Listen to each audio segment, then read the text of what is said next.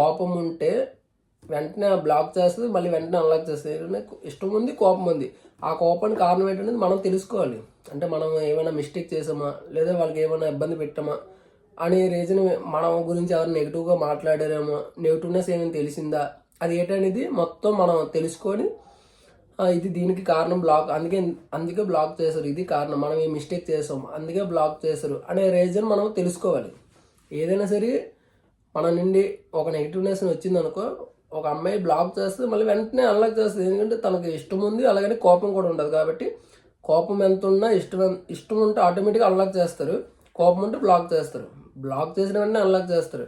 వాళ్ళకి మనం పెట్టే మెసేజ్లు కూడా ఇంకో రీజన్ ఏంటంటే, మనం పెట్టే అంటే వాళ్ళకి ఫ్రీడమ్ లేకుండా మనం చేయకూడదు. ఇప్పుడు ఒక మెసేజ్ పెట్టాం, వాడికి రిప్లై రాలేదు, అయినా సరే మళ్ళీ వెంటనే మెసేజ్లు పెట్టేస్తే వాళ్ళు మళ్ళీ బ్లాక్ చేస్తారు. ఎందుకంటే ఇరిటేటబుల్గా ఉంటుంది వాళ్ళకి.